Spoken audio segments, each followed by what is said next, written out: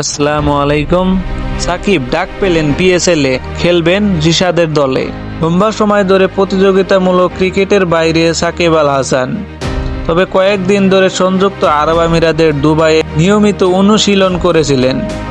তাই সাকিব ভক্তদের মনে ধারণা তৈরি হয়েছিল তাদের প্রিয় তারকা শীঘ্রই খেলায় ফিরতে চলেছেন। ধারণাটাই শেষ পর্যন্ত সত্যি হতে চলেছে। পাকিস্তান সুপার লিগ পিএসএল এ দল পেয়েছেন সাকিব।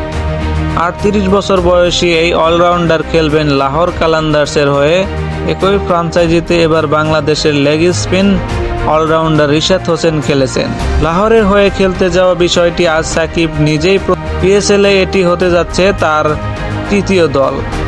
এর আগে করাচি কিংস ও পেশোয়ার জালমির হয়ে 14 ম্যাচ খেলেছেন, করেছেন 181 রান, নিয়েছেন 8 উইকেট।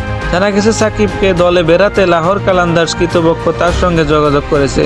তিনিও দলটির হয়ে খেলতে চান, কিন্তু বিসিবি এখনও তাকে অনাপত্তিপত্র না দেওয়ার লাহোর আনুষ্ঠানিক ঘোষণা দেয়নি।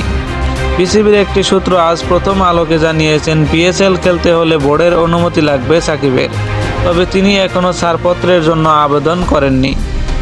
ভারত পাকিস্তান পাল্টাপাল্টি হামলার মধ্যে গত সপ্তাহে পিএসএল স্থগিত করা হয়, তবে যুক্তরাজ্যের প্রেসিডেন্ট ডোনাল্ড ট্রাম্পের মধ্যস্থতায় চিরপ্রতিদ্বন্দ্বী দুই দেশ যুদ্ধবিরতি ঘোষণা দেওয়ায় আগামী শনিবার থেকে পিএসএল এর বাকি অংশ শুরু করার সিদ্ধান্ত নিয়েছেন পাকিস্তানের ক্রিকেট বোর্ড পিসিবি।